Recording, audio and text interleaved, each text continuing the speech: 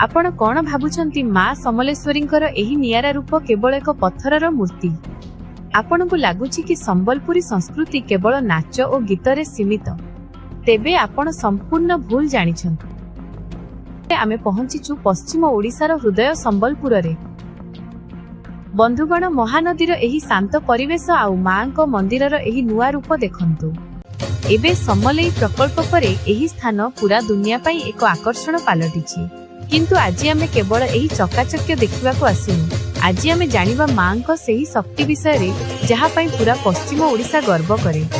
कथाटी हेउछि आजिकु प्राय 500 वर्ष पूर्वर। संबलपुरर प्रथम चौहान राजा बलराम देवदिने शिकार करिबाकू जाइथिबा बेले एक अविश्वसनीय दृश्य देखिले।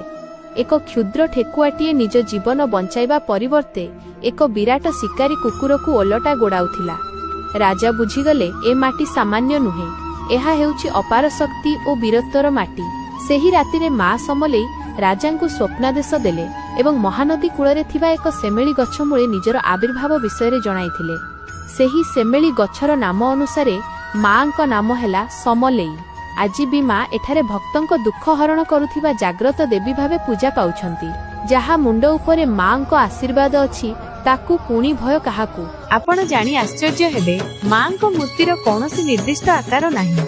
से स्वयंभू, से रहस्यमयी, से जगत जननी। महाशिवरात्रि। महादेव जदि ज्ञानर सागर, तेबे मां समलेश्वरी हेउछंती सेही सागरर कूल।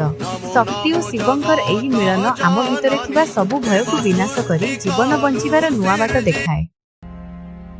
जदि आपण मांकू भल पांती तेबे कमेंट रे जय मां समलेई निश्चय लिखिबे। आसंता काली डे 5 रे आमे जिबा ओडिसार आउ एक पवित्र पीठकू। गेस करंतु से किए। चैनल को सब्सक्राइब करंतु।